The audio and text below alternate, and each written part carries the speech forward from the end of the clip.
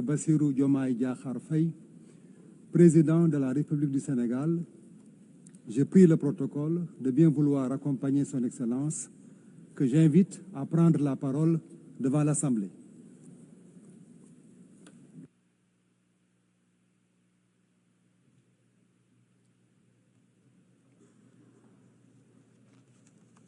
Madame la Présidente de l'Assemblée générale, chers collègues, Monsieur le Secrétaire général, Mesdames, Messieurs, distingués délégués.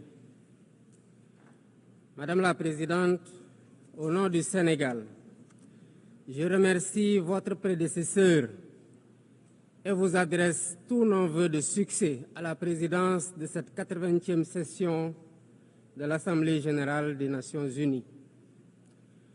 Je renouvelle au Secrétaire général, M. Antonio Guterres, notre soutien constant dans l'exercice de sa haute charge au service des États membres.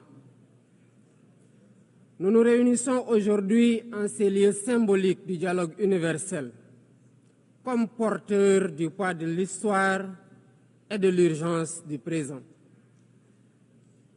Le thème de cette session, Mieux ensemble, 80 ans et plus pour la paix, le développement, les droits de l'homme, nous rappelle en effet le pacte fondateur des Nations unies, un pacte de coexistence pacifique, de sécurité collective et d'un ordre international fondé sur le droit.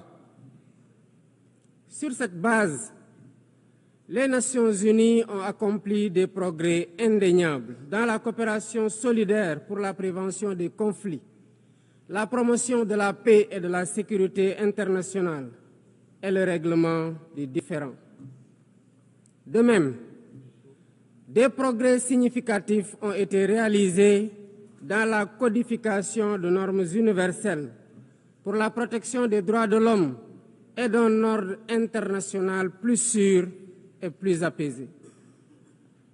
Mais 80 ans après la création des Nations unies, le monde vacille à nouveau, comme si nous étions rattrapés par les dérives qui ont mené l'humanité à 2 catastrophes majeures en l'espace d'une génération.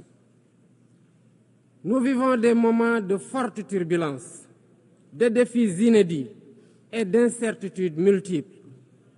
Expansion du terrorisme, persistance de conflits anciens et nouveaux, dérèglement climatique, crise économique profonde, recul de la solidarité internationale et risque élevé de désintégration du multilatéralisme. Je n'oublie pas la course aux armements, y compris dans le cyberespace. Le plus préoccupant, c'est la déshumanisation désolante d'un monde d'émotions sélectives selon les intérêts et les enjeux géopolitiques. Il ne peut y avoir de justice fondée sur le droit quand ce qui tient lieu d'ordre international est régi par la logique du 2 poids 2 mesures, par la loi du plus fort et l'esprit partisan. Dans ce contexte préoccupant, l'Afrique reste confrontée à des conflits armés, au terrorisme, en particulier au Sahel, à la criminalité transfrontalière et à l'instabilité politique. Face à tant de défis, notre approche devrait être intégrée, combinant prévention, résilience et réponse ciblée. La paix et la sécurité ont un prix. Donnons-nous les moyens de l'assumer par un financement prévisible et pérenne des opérations de soutien à la paix en Afrique, avec des équipements adéquats et des mandats et règles d'engagement robustes. C'est la seule façon de faire face au fléau du terrorisme et de rétablir un minimum de sécurité et de stabilité dans les zones affectées. Je renouvelle ici la solidarité du Sénégal envers les pays frères engagés au quotidien dans la lutte contre le terrorisme. Au Moyen-Orient, le peuple palestinien continue de vivre la pire des calamités que les mots ne peuvent plus exprimer. Sous le fracas des quotidien des bombes, toutes les limites ont été dépassées. Nous ne pouvons ni nous taire, ni détourner notre regard, car Gaza ne vit plus. Gaza, terre de larmes, de sang et de sueur, est devenue un enfer pour des millions d'âmes de tous âges, piégées dans une prison à ciel ouvert. Hommes, femmes et enfants agonisent tous les jours, privés de nourriture, d'eau et de soins de santé. Le Sénégal réitère sa ferme condamnation de cette tragédie que rien ne saurait justifier. En sa qualité de président du comité pour l'exercice des droits inaliénables du peuple palestinien, le Sénégal considère que seule la création d'un État palestinien indépendant et viable apportera une paix durable pour toutes les parties, chacune à l'intérieur de frontières sûres et internationalement reconnues. Mesdames, Messieurs, il y a 80 ans, les pères fondateurs s'engageaient à travers la création de l'ONU à préserver les générations futures du fléau de la guerre, qui par 2 fois, en l'espace d'un quart de siècle, avait causé des millions de morts et d'indicibles souffrances. Au nom du Sénégal, je rends hommage aux pionniers et à tous ceux qui ont incarné les valeurs universelles de l'organisation, parfois au péril de leur vie. Dans ce monde en crise, les principes et les actes doivent rester les mêmes. La paix plutôt que les conflits, la justice plutôt que l'indifférence, le partenariat plutôt que les rapports de force. Mais cela n'est possible que par un multilatéralisme fort et revitalisé, pour en faire un cadre unique d'action, pour la paix, la stabilité, par le dialogue, la concertation et la résolution pacifique des différends. La survie du multilatéralisme exige qu'il retrouve ses principes fondamentaux, la responsabilité partagée et une solidarité active, le respect du droit international et une justice universelle conformément au statut de la Cour internationale de justice et de la Cour pénale internationale. En outre, nous ne pouvons occulter l'impératif de réforme de la gouvernance politique, économique et financière mondiale. L'ONU, par sa vocation universelle, doit agir en pionnière. Des délibérations et des décisions plus démocratiques, plus légitimes et plus représentatives de ses États membres, qui sont passés de 51 à 1945 à 193 aujourd'hui. Je renouvelle le soutien du Sénégal au consensus des Oulouini pour une représentation plus juste et plus équitable de l'Afrique au Conseil de sécurité.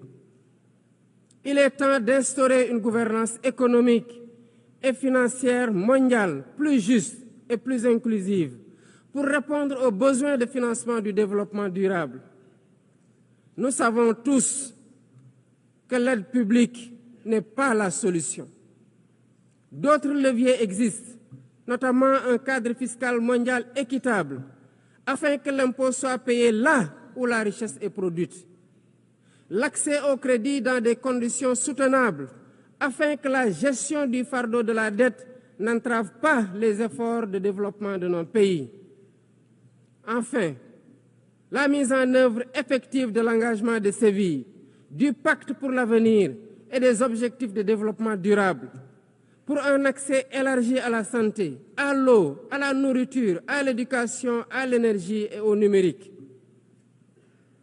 Le réchauffement climatique mérite aussi notre attention.